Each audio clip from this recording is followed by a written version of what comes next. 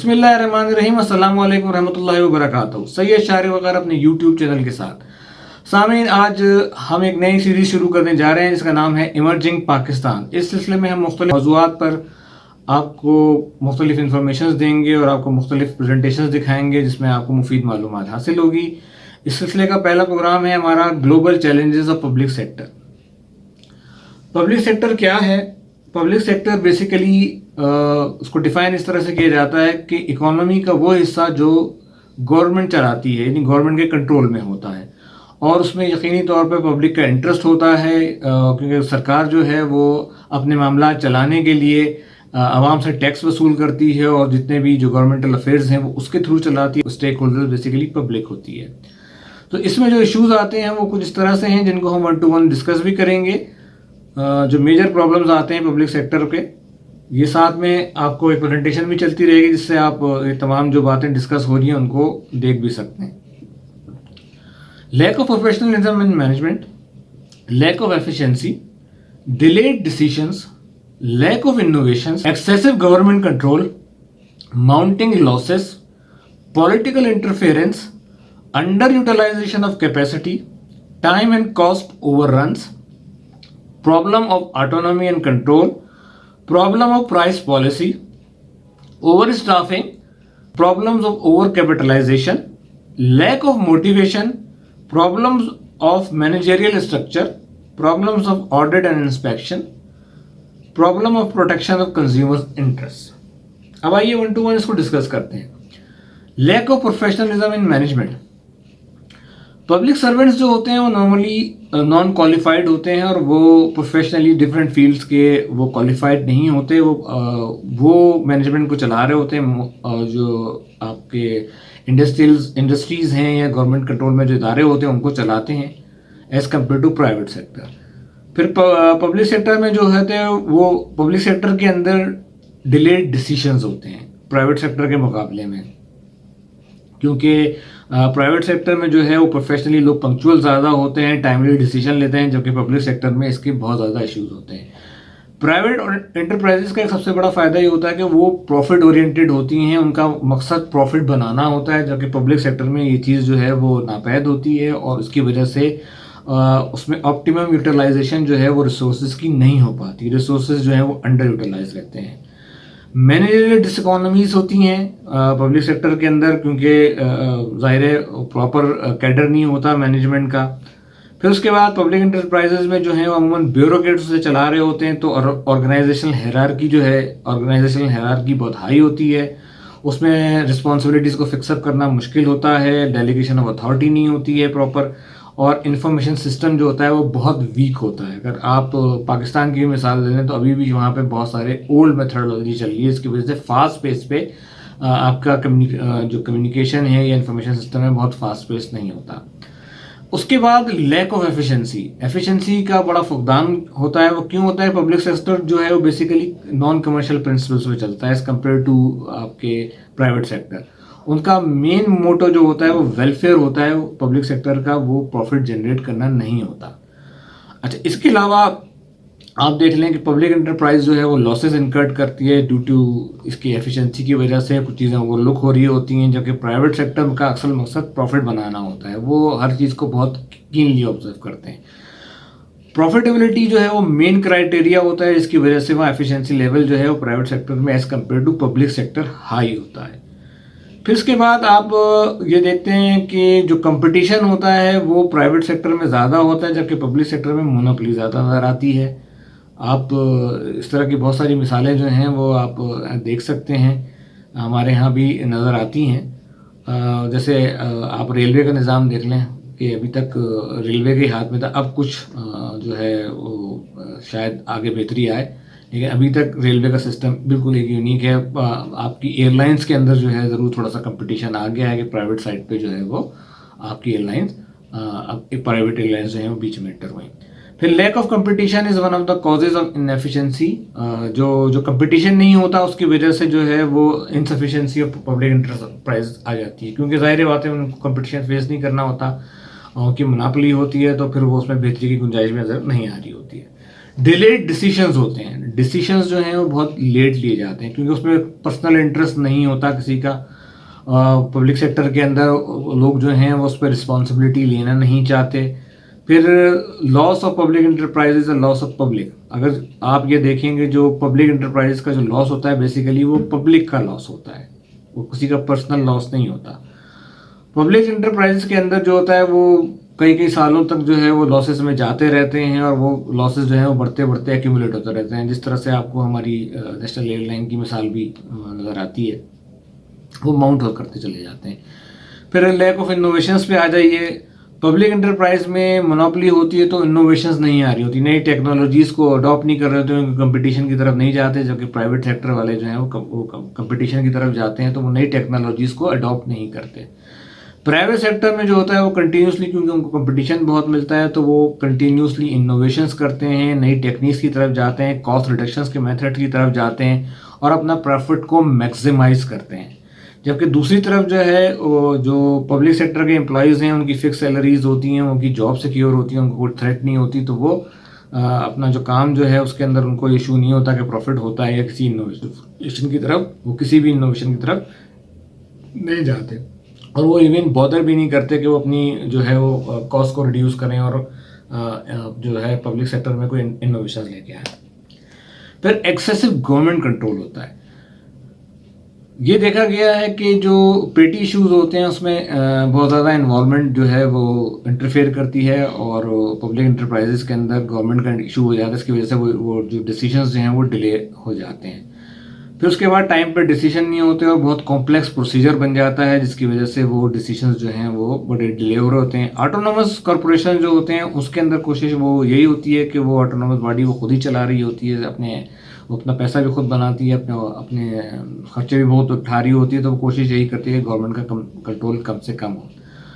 फिर उसके बाद ये सजेस्ट किया जाता है कि वो गवर्नमेंट सेक्टर का जो रोल है वो थोड़ा सा डिफ्यूज़ किया जाए। अब इस पर बातचीत भी हो रही है वाइड, क्योंकि वर्ल्ड वाइड जो है, ताकि वो बेसिक इश्यूज़ की तरफ जो है जो अपना जो बेसिक इश्यूज़ हैं वो की पॉइंट्स हैं वो उनकी तरफ ज़्यादा तवज्जो दे, बजाय इसके कि जो है वो पेटी इश्यूज़ में इन्वॉल्व हो। माउंटिंग लॉसेस का में क्या है कि जो पब्लिक सेक्टर के जो इश्यूज होते हैं उनमें लॉसेस आते रहते हैं, वो अक्यूमुलेट होते रहते हैं, वो कई कई साल तक चलते रहते हैं।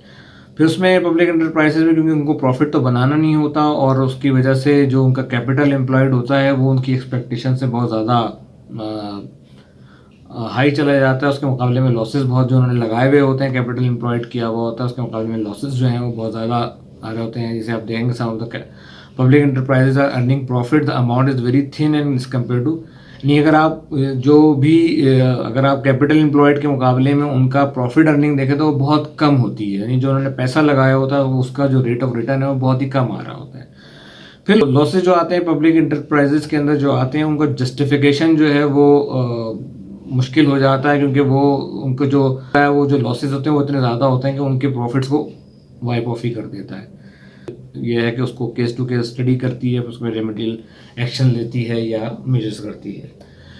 पॉलिटिकल इंटरफेरेंस डेफिनेटली जी सरकार में बहुत होता है। पब्लिक इंटरप्राइजेज जो हैं वो उसमें जो पोजीशंस जो हैं, जो की पोजीशंस हैं, वो डेफिनेटली वो पॉलिटिकल इंटरफेरेंस की बुनियाद पे जो है वो उसमें हायरिंग जो होती है उस तरह से हायर की जाती हैं। ख़ासतौर पे जो रूलिंग पार्टी के जो होते हैं वो सर्व ज़्यादा कर रहे होते हैं।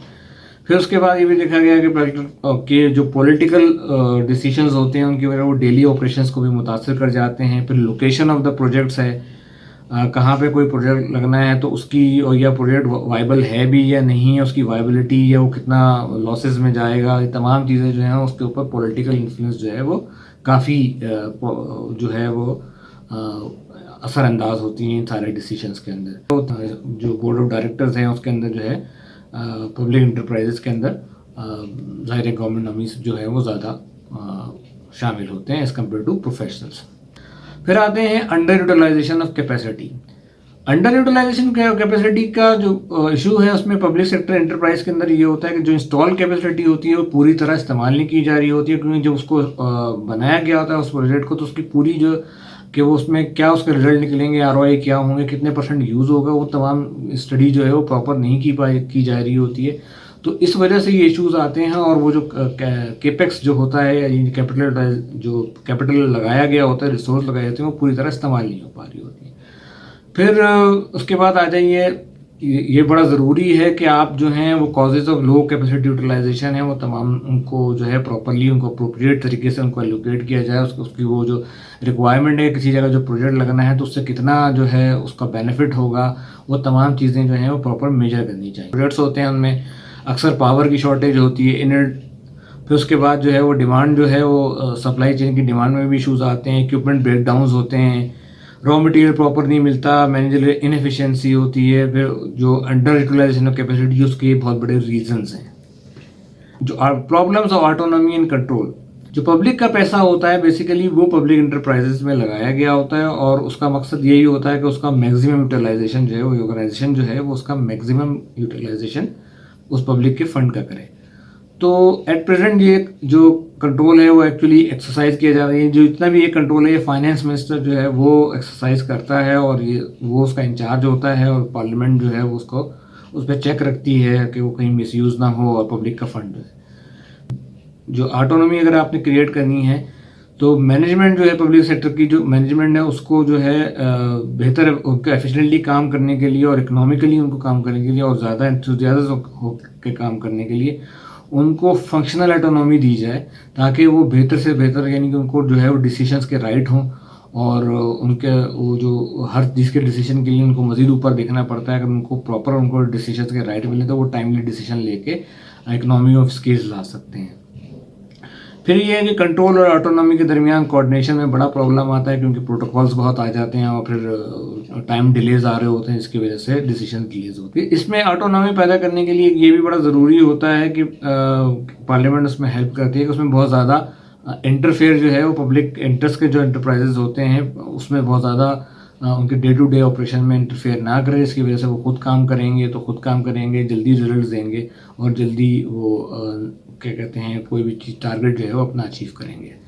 फिर time and cost overruns, public sector के बहुत सारे जो प्रोजेक्ट्स होते हैं वो अपने वक्त से जो उनका टारगेटेड टाइम होता है या अपनी कॉस्ट होती है उसके मुझसे ऊपर चले जाते हैं। हमारे यहाँ भी आपने देखा होगा कि बहुत सी मिसालें होंगी, 6 महीने का टाइम रखा गया, वो 2-2.5 साल में पूरा हुआ। तो जाहिर है जब उसमें जो मैन पावर एम्प्लॉय होगी उसको आपने 6 महीने के लिए टारगेट किया था, वो 2 साल तक चली गई, तो वो भी उसको प्रॉपर प्लान करना चाहिए। वो प्रॉपर प्लानिंग होगी और तमाम रिसोर्सेज का, तो बहरहाल कुछ अनफॉर्चुनेट डिसीजंस ऐसे होते हैं, कुछ अनफॉर्चुनेट इश्यूज ऐसे होते हैं जो आ जाते हैं, इनको आप फोर्स नहीं कर सकते, वो ज़रूर डेफिनेटली आते हैं, लेकिन उनके लिए उनकी कंटिजेंसी रखनी पड़ती है, उनको फोर्स ही करना पड़ता है, उनका एक प्रोविज़न रखना चाहिए ताकि जो कॉस्ट जो है वो आपके एस्टिमेट से बहुत ज़्यादा आउट ना हो। फिर उसके बाद ये है कि वो जो जब कॉस्ट ऊपर जाती है तो वो उसकी वजह से डिलेज आते हैं प्रोजेक्ट्स के अंदर। फिर ये इसकी वजह ये है कि पूरे कंस्ट्रक्शन में डिले आते हैं, शेड्यूल्स में डिले आना शुरू हो जाते हैं, और आपके कंस्ट्रक्शन शेड्यूल में डिले आते हैं। जाहिर सी बात है कि एक प्लानिंग अच्छी नहीं होती है और उसमें प्रॉपर तरीके से प्लानिंग नहीं की गई होती है, फिर कंस्ट्रक्शन कॉस्ट बढ़ जाती है, डिलेज आते हैं, तो ऑब्वियसली वो कोई भी प्रोजेक्ट जो है वो अपनी एस्टिमेटेड अपनी कॉस्ट से प्लान कॉस्ट से ऊपर चला जाता है, और फिर उसकी वजह से बहुत सारे इश्यूज भी क्रिएट होते हैं। फिर ये ज़रूरी है कि उस तमाम चीज़ों को, इन तमाम प्लानिंग के फेजेस को बहुत ही केयरफुली जो है वो प्रोफेशनल्स के थ्रू जो है वो एस्टिमेट करवा के इनको बनवाना चाहिए, ताकि आपके पास जो भी चीज़ है ये प्रोजेक्ट जो है वो टाइम एंड रन ओवर ना जा सके, आपकी अपनी कॉस्ट से ऊपर ना जा सके।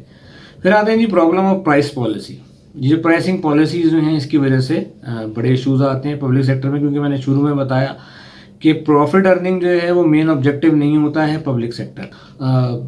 पब्लिक सेक्टर है वो सोशल वेलफेयर के लिए काम करता है, तो उनके लिए ये इशू नहीं होता कि वो प्रॉफिट मेकिंग एक्टिविटीज़ पे ज़्यादा ध्यान दें। जाहिर उसकी वजह से उनकी प्राइसेस जो हैं वो चीज़ों की ऊपर जो है वो मार्केट प्राइस से ऊपर चली जाती हैं, जो भी वो सर्विसेज दे रहे होते हैं। तो उस प्राइसिंग पॉलिसीज़ के अंदर उनको नो प्रॉफिट नो लॉस की वो बाज़ औक़ात जो है वो स्ट्रेटजी भी अपनाते हैं, जहाँ पर बहुत सी जगह पे उनको सब्सिडी भी देनी पड़ जाती है, जो आप अक्सर सुनते रहते होंगे। तो इस तरफ जाना पड़ता है कि उनके पास कॉस्ट ज़्यादा हो रही होती है, लेकिन वो जो है वो ज़्यादा चार्ज नहीं कर सकते। फिर प्रॉफिट नो लॉस की पॉलिसी अपनाते हैं, तो उनको इकोनॉमी में जो है वो थोड़ी सी रेलेवेंस रखनी पड़ती है। उसके बाद अगर वो लो कॉस्ट प्राइस पॉलिसी पे जाते हैं तो उनको नुकसान उठाना पड़ता है। अगर वो बहुत ज़्यादा सब्सिडीज़ देना शुरू कर दें आवाम को, तो जो आप लोग बातें सुनते रहते हैं हम लोग सब में, तो वो भी जस्टिफाई नहीं हो पाती। और वो बहुत ज़्यादा हैवी प्रॉफिट चार्ज करना शुरू कर दें, अगर अपनी पूरी कॉस्ट कवर करके उस पर हैवी प्रॉफिट बनाना शुरू करें, तो सोशल ऑब्जेक्टिव जो होता है, जो मैंने पहले बताया कि पब्लिक सेक्टर में सोशल वेलफेयर के लिए वो वेलफेयर का जो एलिमेंट है वो ज़्यादा होता है, तो उसकी वजह से वो अपना सोशल ऑब्जेक्टिव अचीव नहीं कर पाते। फिर उसकी तरफ आ जाइए कि ज़ाहिर है उनकी प्राइसिंग पॉलिसी के ऊपर जो उनके माइंड में होता है, तो वो सोशल इम्प्लीकेशंस भी उनके जहन में होती हैं कि अगर आपने आगे देनी है तो कीमत जो है वो लोगों को, आवाम के जेब ना पड़े, तो वो तमाम चीज़ें भी इसकी वजह से उनको अपनी कॉस्ट से भी बाज़ औक़ात प्राइसेस जो हैं वो नीचे रखनी पड़ती हैं। ज़ाहिर है उनकी प्रॉफिटेबिलिटी पे असर आता है, जो अक्सर आप जो सुनते हैं कि यार सब्सिडी देनी पड़ गई, और ये बड़े मेजर जो हैं वो उसके इश्यूज़ हैं। फिर इसके बाद आ जाइए ओवर स्टाफिंग। ये देखा गया है कि पब्लिक सेक्टर एंटरप्राइज में मैन पावर जो है उसकी एक्चुअल रिक्वायरमेंट से बहुत ज़्यादा होती है। अच्छा, इसकी एक बड़ी वजह ये भी है कि वो मैन पावर की पुअर प्लानिंग होती है, वो पता नहीं होता कि कौन सा काम कितनी देर में होगा, उसके लिए क्या मैन पावर की रिक्वायरमेंट है और किस लेवल का बंदा चाहिए, तो उस प्लानिंग की वजह से ओवर स्टाफिंग बहुत होती है। फिर एक बहुत बड़ी बात ये आती है कि उसमें एजुकेशन पॉइंट ऑफ व्यू से वो नहीं होती है, ना ट्रेनिंग प्रॉपर पब्लिक सेक्टर में दी जाती है।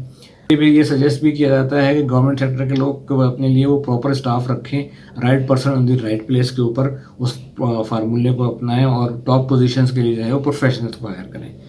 लैक ऑफ मोटिवेशन बहुत होता है। अगर आप देखें तो मोटिवेशन पब्लिक इंटरप्राइजेज में बहुत कम होता है। एम्प्लॉइज़ को क्योंकि अपनी फिक्स सैलरीज मिल रही होती हैं, तो वो और अदर फैसिलिटीज़ भी मिल रही होती हैं, तो उनको काम करने का मोटिवेशन ज़्यादा नहीं होता। फिर क्रेडिबिलिटी और उनकी काम की अप्रिसिएशन नहीं हो पाती। उनको प्रॉपर, जो लोग काम भी वहाँ कर रहे होते हैं, तो उनको ना प्रॉपर क्रेडिबिलिटी मिलती है, ना अप्रिसिएशन मिलती है, जिसकी वजह से उनका मोटिवेशन लेवल कम हो जाता है। फिर आ जाएगी प्रॉब्लम्स ऑफ ओवर कैपिटलाइजेशन, यानी कैपिटलाइजेशन बहुत ज़्यादा हो रही है, तो पब्लिक सेक्टर एंटरप्राइजेस को ये प्रॉब्लम बहुत फेस करना पड़ता है, क्योंकि इनपुट आउटपुट रेशो जो है वो बहुत ज़्यादा अनफेवरेबल होता है। डिफेक्टिव प्रोजेक्ट्स होते हैं, लैक ऑफ कॉस्ट कॉन्शियसनेस इतनी होती नहीं है, कैपेसिटी यूटिलाइजेशन जो है वो बहुत कम, अपनी अंडर कैपेसिटी काम कर रहे होते हैं, वो ये मेन रीज़न होती है, इसकी वजह से उनकी कैपिटलाइजेशन यानी उस प्रोजेक्ट की कॉस्ट जो है वो ऊपर चली जाती है। स्टडीज ने ये साबित किया है कि भाई जो ओवर कैपिटलाइजेशन ये होती है, तो उसकी वजह से जो है को इनएडिक्वेट, एक तो प्रॉपर प्लानिंग नहीं की जाती, सरप्लस मशीनरी मंगा ली जाती है, फिर उनकी लोकेशन ठीक नहीं होती है, और उसकी वजह से जो बाहर से जो सामान मंगा लिया जाता है वो बहुत इम्पोर्टेड और बहुत एक्सपेंसिव मंगा लिया जाता है। वो कॉम्पिटिटिव बेसिस के ऊपर एक्सपेंसिव टर्म की प्रोजेक्ट्स बन जाते हैं, और उनकी लोकेशन जो है वो सही नहीं होती, तो उसकी वजह से जो है उनका लॉजिस्टिक्स और बहुत सारी चीज़ों की वजह से उनकी कॉस्ट जो है वो बहुत बढ़ जाती है, जिनको प्रॉपरली इन्वेस्टिगेट किया जाता है और उनको प्रॉपरली जो है उसको प्लानिंग के साथ काम करना पड़ता है। इसके प्रॉब्लम ऑफ मैनेजरियल स्ट्रक्चर जो है वो उसका भी एक बड़ा इशू आता है। पब्लिक एंटरप्राइजेस के अंदर जो है वो बोर्ड ऑफ डायरेक्टर्स होता है, वो गवर्न करते हैं सारी चीज़ों को, और वो डिसीजंस लेते हैं, और किसी भी अच्छे एंटरप्राइज की जो सक्सेस है वो डिपेंड करती है एफिशिएंटली, उसकी जो मेंबर्स ऑफ बोर्ड है उनकी एफिशिएंसी पे डिपेंड करती है। अब ये एक बड़ा मुश्किल सवाल है कि बोर्ड ऑफ डायरेक्टर में किस क्वालिफिकेशन के जो है बंदों को बिठाया जाए। जाहिर है उनको, अगर आप प्राइवेट सेक्टर में आते हैं तो हर एरिया का जो होता है वो एक क्वालिफाइड प्रोफेशनल अवेलेबल होता है, उनको तजुर्बेकार लोग होते हैं, उनको रखा जाता है। जबकि पब्लिक सेक्टर में क्या होता है कि पॉलिटिशियंस और ये ब्यूरोक्रेट्स, ये जो हैं बोर्ड ऑफ डायरेक्टर्स जो हैं वो नॉमिनेटेड होते हैं इसके ऊपर। तो ये एक बहुत इंपॉर्टेंट क्वेश्चन है कि किसी भी प्रोजेक्ट की कामयाबी के ऊपर ये पॉलिटिशियन और ये ब्यूरोक्रेट्स जो हैं इनका एक बहुत इंपॉर्टेंट रोल होता है। Problem of protection of consumer interest. Consumer interest को जो है, यानी कि जो आम पब्लिक है उसके इंटरेस्ट को किस तरह से जो है वो सेफ गार्ड किया जाएगा, क्योंकि जो पब्लिक एंटरप्राइज होती है वो कंज्यूमर गुड्स के लिए बहुत सारी जो पब्लिक यूटिलिटीज़ की चीज़ें बना रही होती है। इस तरह से आप देखें रेलवे पब्लिक को सर्विस दे रही है, आपकी एयरलाइंस हैं, आपकी इस तरह के और डिफरेंट इदारे हैं, एविएशन हैं, और तमाम चीज़ें हैं जो पब्लिक की सहूलत के लिए चीज़ें बना रहे हैं। तो उसमें कंज्यूमर का प्रोटेक्शन जो है, कंज्यूमर के राइट्स बहुत आते हैं। फिर उसको प्रोटेक्ट करना चाहिए, उनको सर्विस अच्छी मिल जाए। पब्लिक एंटरप्राइजेज उसकी जिम्मेदारी बनती है कि वो पब्लिक को इकोनॉमिकल रेट्स पे और एक हाई क्वालिटी प्रोडक्ट जो है, हाई क्वालिटी सर्विसेज प्रोवाइड करे। पब्लिक सेक्टर में ज़्यादातर एक मोनोपोली की सिचुएशन होती है, उसका कंपटीटर कोई नहीं होता, तो वो फिर समटाइम जो होता है वो एक्सप्लॉइट करने लगता है। लेकिन क्योंकि पब्लिक सेक्टर में मोटिव जो है वो प्रॉफिट बनाना नहीं होता, उसका मकसद सोशल सर्विस होता है, तो अक्सर जो है वो सब्सिडाइज रेट पर भी जो है वो पब्लिक को सर्विस मुहैया करते हैं, तो जिसकी वजह से जाहिर है कि उनको एक इकोनॉमी ऑफ स्केल भी रखनी होती है। तो ये एक जो एरिया है पब्लिक सेक्टर में जो है बड़ा इंपॉर्टेंट है, इसमें ये बड़ा बेनिफिशियल भी होता है आवाम के लिए, तो इस नज़रिए से सोचती भी हैं वो लोग। फिर उसके बाद देखते हैं कि पब्लिक सेक्टर की एक और रिस्पॉन्सिबिलिटी है कि वो जनरल पब्लिक के इंटरेस्ट को सेफ गार्ड करे, और अगर वो पब्लिक इंटरप्राइजेज की उसका मिसयूज़ हो जाता है, हायर प्राइसेस जो हैं वो चार्ज हो जाती हैं और वो बेटर सर्विसेज देने में पब्लिक को नाकाम भी हो जाती हैं। और ज़ाहिर है ये जिम्मेदारी है पब्लिक इंटरप्राइजेज़ की कि वो जनरल पब्लिक के इंटरेस्ट का जो है वो उसको सेफ गार्ड करे। मगर समटाइम पब्लिक सेक्टर जो है वो उसमें पब्लिक सेक्टर में कंज्यूमर के राइट्स को प्रोटेक्ट करने में नाकाम भी रहता है मुख्तलिफ रीजंस की वजह से। फिर उसके बाद एक चीज़ और आती है आखिर में लास्ट में, problem of audit and inspection. अच्छा, सिस्टम ऑफ ऑडिट जो है वो मौजूद है और उसको समटाइम यानी उसको फॉलो किया जाता है, और गवर्नमेंट सेक्टर में भी आ जाएँ तो उनका अपना एक ऑडिट का इदारा है, फिर स्टैट्यूटरी ऑडिट है जिसमें आपकी बाहर के ऑडिट फर्म्स जो हैं, चार्टर्ड अकाउंटेंट फर्म्स जो हैं वो ऑडिट करती हैं, और फिर उनके अपना इंटरनल ऑडिट का भी एक सिस्टम होता है। तो उसके अंदर ये होता है कि वो साल में एक दफ़ा उसका कॉम्पिटेंट अथॉरिटी जो है वो at least once in a year के उसका ऑडिट ज़रूर करती हैं, और उसको फंड्स का मिसयूज़ तो नहीं हो रहा। और कि ऑडिट डिपार्टमेंट जो है मगर मोस्टली देखा गया है कि शायद वो ओवर बर्डन होता है, उनके पास एम्प्लॉयज़ अच्छे नहीं होते या कॉम्पिटेंट एम्प्लॉयज़ नहीं होते, तो वो प्रॉपर उसको शायद उस पर काम नहीं कर पाते। लेकिन यहाँ एक चीज़ ये है कि जो अगर मैं पाकिस्तान के सिनेरियो में बात करूँ तो उसमें ये ज़रूर देखना चाहिए कि अगर या तो हमारा एक ऑडिटर जनरल ऑफ पाकिस्तान एक और ये एक इदारा भी ऑडिट करता है, और एक आपके पास ऑडिट फर्म का एक बहुत ज़बरदस्त साइंटिफिक नेटवर्क मौजूद है, तो किसी एक को जो है वो उस पर प्रोफेशनली लगा दिया जाए, उस सिस्टम को और बेहतर कर दिया जाए। ऑडिट कमेटीज़ जो हैं वो इनको एम्पावर्ड कर दिया जाए कि वो पब्लिक एंटरप्राइजेस को जो है वो उसकी एफिशिएंसी को जज कर सके, उसमें प्रोफेशनल्स को शामिल किया जाए, क्योंकि बहुत ज़्यादा जो ऑडिट के 4-5 ऑडिट इन्वॉल्व हो गए, जो इंटरनल ऑडिट भी है और ऑडिटर जनरल ऑफ पाकिस्तान भी है, पर एक्सटर्नल ऑडिट भी हो रहा है उनकी बुक्स ऑफ अकाउंट का, तो उसमें बहुत ज़्यादा कॉन्फ्लिक्ट ऑफ इंटरेस्ट आ जाते हैं, और वो उसकी वजह से बहुत सारी चीज़ें डिलेड बहुत हो रही होती हैं, और लोग शायद से वो उस डर खौफ की वजह से, ऑडिट के इशूज़ की वजह से डिसीजन लेते हुए भी घबरा रहे होते हैं। तो इसको अगर थोड़ा सा नज़र षानी की जाए, स्पेशली पाकिस्तान के सिनेरियो में, कि वो या तो ऑडिटर जनरल ऑफ पाकिस्तान या जो प्रोफेशनल मैकेनिज्म अवेलेबल है मार्केट में उनको दे दिया जाए, और थोड़ा सा जो कमेटीज़ बनती हैं उनको और एम्पावर्ड कर दिया जाए, उसमें प्रोफेशनल्स को डाल के प्रोफेशनल्स को भी ऑन बोर्ड किया जाए, और उनको लेकर जो है उनको एम्पावर्ड किया जाए ताकि वो एफिशिएंसी को और बेहतर तरीके से मॉनिटर कर सकें। सामने ये प्रोग्राम देखिएगा, हमने आपके लिए कोशिश की है कि जो इश्यूज़ हैं उसको हाईलाइट करें और अपनी राय का इजहार कीजिएगा, और इंशाल्लाह कोशिश करेंगे कि आइंदा डिफरेंट इश्यूज़ पे कि और कौन सी चीज़ किस तरह से बेहतर बनाया जा सकता है पब्लिक सेक्टर के काम को। और प्राइवेट सेक्टर में तो प्रोफेशनल्स वैसे ही बहुत सर्व कर रहे हैं और माशाल्लाह बहुत अच्छा काम कर रहे हैं, तो हम कोशिश करेंगे कि आपके लिए डिफरेंट सेक्टर्स की डिफरेंट जो इंडस्ट्रीज़ हैं उसमें प्रोफेशनल्स की परफॉर्मेंस किस तरह से जारी है, वो उनका वर्किंग मैकेनिज़्म कैसा है, वो आपके पास अगले एपिसोड में एक एक इंडस्ट्री के हिसाब से हम डिफरेंट प्रोग्राम करेंगे। अपना बहुत सा ख्याल रखिएगा, प्रोग्राम को देखिएगा, अपनी राय का इजहार कीजिएगा ताकि हम प्रोग्राम को और बेहतर बना सकें। जज़ाकल्लाह खैर। अस्सलामु अलैकुम रहमतुल्लाहि व बरकातुहू।